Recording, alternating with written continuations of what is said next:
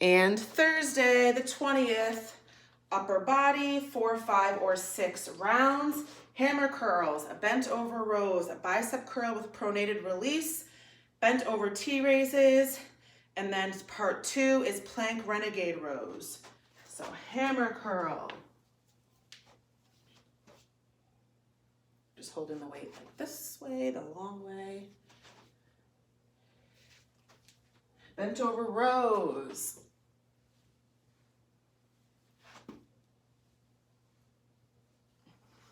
Bicep curl with pronated release. Switch, down, up, flip, down. I know we haven't done these before. Up, flip, down.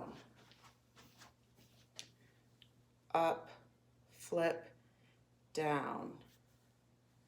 Up, flip, down. So when you go up, your palm's facing up. When you go down, your palm's facing down. When you go up, your palm's facing up. When you go down, down. Bent over T raises. Switch to so this is palm out. That means palm facing out. Okay. And then plank renegade rows is with no weight. And you're just rowing back. Row, row, row. Okay? All right. Hammer curl.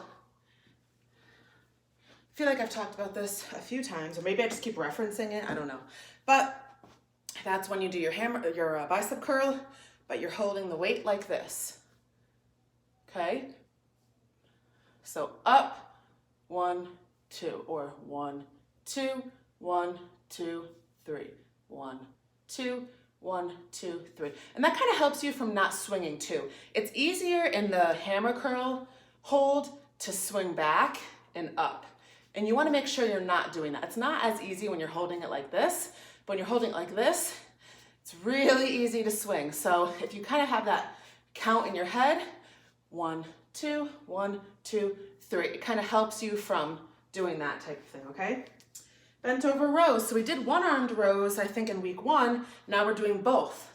So you kind of have that half bent stance, put the weights out in front of you, pull back, pull back. Squeeze your shoulder blades together. Pull back, pull back, pull back. So with this one, you want to make sure that you're not here and pulling up. You have to place the weights in front of your body and pull back on a diagonal. Place the weight, pull back on a diagonal. Place the weight, pull back on a diagonal. Or lean way more forward and come here. I just tend to do it more up, but you could bend way over. You just have to be careful that you're bending way over with a straight back and you're not like this. So that's, I think, why I tend not to do it that way. I see a lot of people do it like that, but I feel like unless you're used to doing it, it's going to be very easy to hunch and not keep your back straight. So it's up to you. If you're going to watch yourself in a mirror, that's fine. And then our bent over T raises. So the same type of stance. You're going to take your lighter weight. You're going to hold it like this. So palm facing out. You're going to bend forward. Your weights are going to be kind of together in the middle, and you're just going to push up, make a T. Push up, push up. So again, you're going to kind of feel that squeeze in your shoulder blades, kind of just underneath your neck. Squeeze, squeeze, squeeze, squeeze. It should be uncomfortable. Like for me, if you're intentionally squeezing, even if you go like this, you can feel it. If you're intentionally squeezing like that, you will feel it. Again, it feels uncomfortable. It's tiring.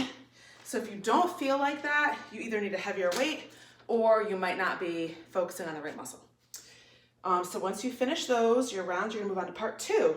So this is our plank renegade rows. So normally renegade rows have weight. Because this is the end of our workout and we're doing high rep, we're using no weight.